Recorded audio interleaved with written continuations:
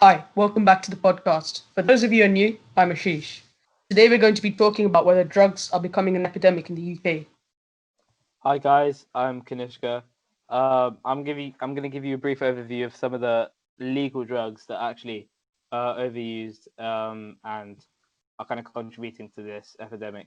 So some drugs include Ritalin, amphetamines, as well as things like stimulants that are traditionally used to treat ADHD, anti-anxiety medication, lots of other sedatives and opioid painkillers amongst others, but those are the key ones.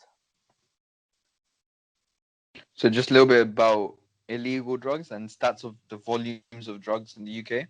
There's 7,545 hospital admissions with the primary diagnosis of drug-related mental health and behavioural disorders. In 2016, there were 2,500 registered deaths in England and Wales related to drug misuse. This was 58% higher than back in 2006. Also in 2016, 24% of pupils reported they had ever taken drugs, compared to 15% in 2014. Illicit drug use is costing the economy an estimated 10.7 billion, with strong ties between health inequalities and drug use.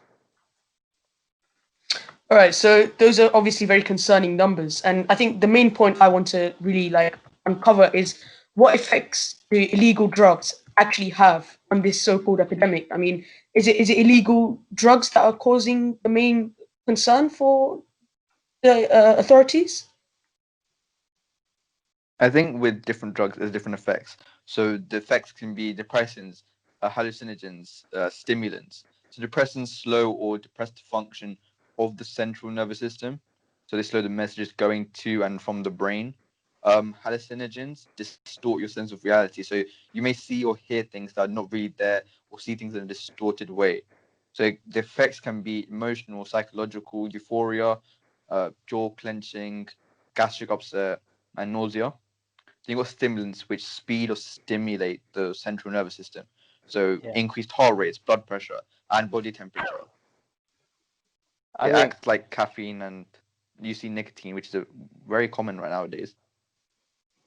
yeah, I think that's quite interesting. I think it's really something the actual legal drugs really overlooked because everyone kind of thinks drugs and they think about illegal drugs like huge class A drugs, but it's often really easy to overuse and abuse really the prescription drugs because people don't actually understand the consequences they do have, and they are just as addictive and can have just as detrimental health effects as drugs and even alcohol. I think it's just to do with how people don't really realize it, and I think we should be educated more on that. For example, with like prescriptions, 10 million prescriptions for the most common painkillers issued each year, and debts involving these are rising hugely, despite the amount of prescriptions being stayed the same. I think with the illegal stuff, it's more of a thing about how do the illegal drugs come in and how they should their uses could be potentially controlled. You know, you see stuff like in America, them legalizing possession of drugs in certain states. I think it's interesting to consider whether that's a step in the right direction or not. I think personally, a question that I was kind of curious about when looking and researching about this topic is, could you say that NHS prescribed drugs are actually at the root of this epidemic because of our lack of knowledge and education about just how harmful and addictive they could be? Or what's your guys' opinion on that? I mean, so I've got a report in front of me from done by the Mail Online and the Guardian that report a staggering 1 in 4 people in England, and that's nearly 12 million people, are taking addictive prescription medicines such as antidepressants, sleeping pills, and opioid painkillers. And Mm. Public Health England also reviewed this, and their main findings were that 1 in 4 adults have actually been prescribed these medicines, and half of them have been taking these medicines for at least 12 months. And the number of prescriptions for antidepressants is adults.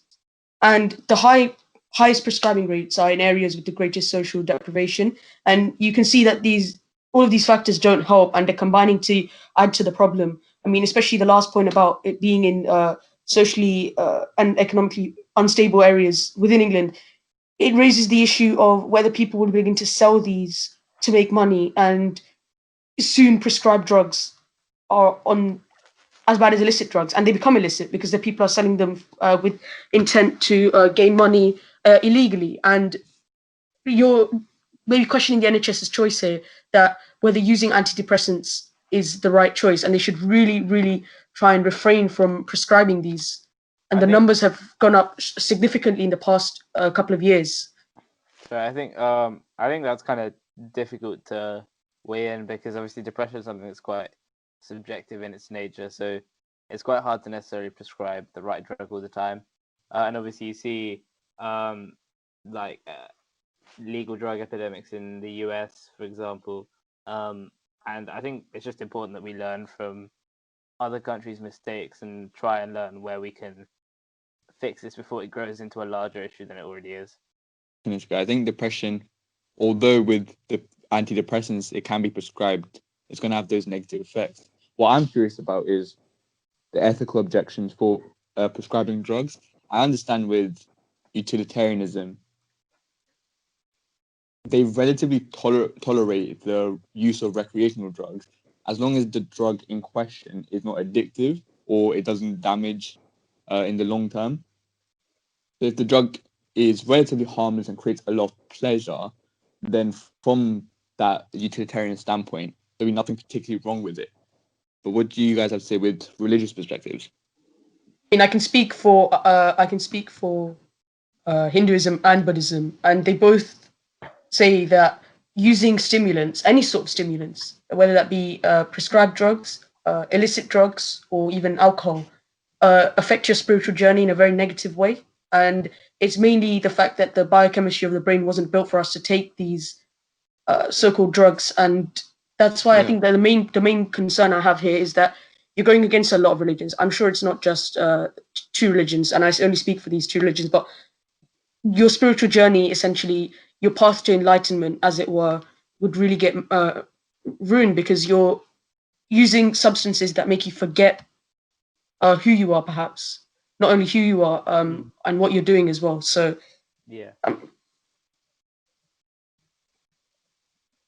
um, I mean, speaking from a Christian standpoint, um, I can say personally, as a Christian, that if we look to the Bible, if we look at 1 Corinthians 6:19 to 20, the quote is, "Do you not know that your bodies are temples of the Holy Spirit, who is in you, whom have you received from God? You are not your own. You were bought at a price. Therefore, honor God with your bodies." So that's clearly showing that it's against drugs because it's destroying what God has given us, and God's given us the privilege to have. And we're told that God created us and thus to ruin our mind is sinful. And we're taught through the Bible that God will tempt us and try to lead us astray, but He'll never give us a temptation which is greater than we can take. And thus, temptations such as drugs, which are put forward, we can see them as a test, and a test that some people fail.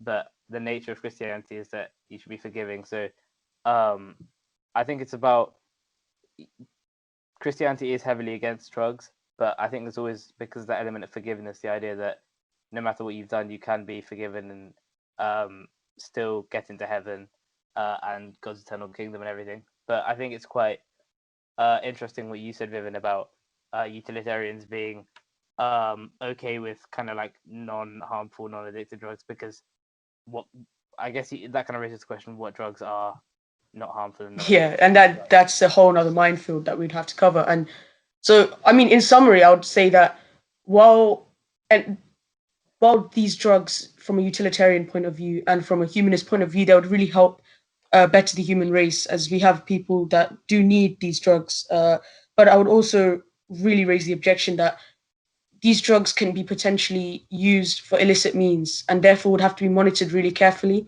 And I think there are plenty of ways you can do this. I mean, obviously, certain types of pills you'd have to take in daily, but giving smaller doses or having some sort of fail-safe mechanism that will prevent people from passing these on to other people, or I mean, anything. It's just one of those things, and obviously,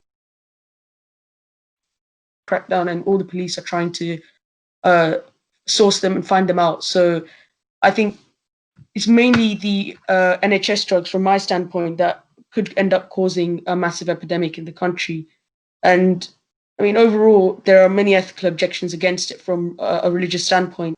So I think this brings me nicely on to my last point, and that would be that whether the benefits of these drugs outweigh the negatives. And personally, I would say no, it doesn't, because a lot of these drugs could be used negatively by the person, even if they're not taking them themselves. And so they're negatively affecting the people around them and their surroundings. And I think people will be better off without being prescribed these drugs by the NHS, as it's been proven scientifically that perhaps antidepressants is not the way forward for people with depression, and there are other methods of treatment which I would strongly urge people should take and will take in the future, I reckon. So, I mean, this has been quite a very trying and troubling topic for many, and the stats again are showing some very troubling numbers. So it's one of those ones where uh, it would be rudimentary to put it down to a single conclusion. So I would be interested to see what the audience have to say about it. So